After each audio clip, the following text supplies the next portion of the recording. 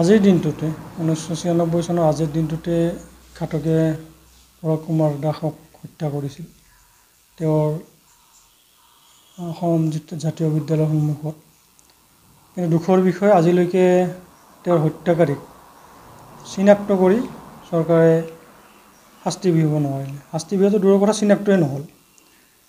আৰু ইমান বছৰে এনেকুৱা এটা হত্যাকাণ্ড সুবিচাৰ পৰিয়ালেও নাপালে। বহুত কষ্ট কৰিলে আদালতলৈ বা ন্যায়িক ব্যৱস্থাৰ প্ৰতি বিশ্বাস জন্মাইও যুঁজিলে, কিন্তু আজিলৈকে হত্যাকাৰী চিনাক্ত নহ'ল।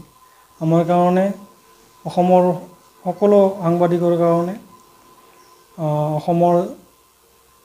অসম আৰু অসমীয়াক, বৃহত্তৰ অসমীয়া সমাজক ভাল পোৱা প্ৰতিজন ব্যক্তিৰ কাৰণে এয়া অতি দুৰ্ভাগ্যজনক আৰু দুখৰ বিষয়। আৰু অকল পৰাগ কুমাৰ দাসেই নহয়, তেওঁৰ পিছত কেইবাগৰাকী সাংবাদিকক হত্যা কৰা হ'ল, কিন্তু এগৰাকীও সাংবাদিকৰ হত্যাকাৰী আজিলৈকে চিনাক্ত নহয়। আজি আমি পৰাগ দাসক সুঁৱৰিছোঁ। আমাৰ দুখ লাগে যে প্ৰতি বছৰে আমি তেওঁক অকল সুঁৱৰিহে গৈছোঁ, আমি আজিলৈকে ন্যায় নাপালোঁ।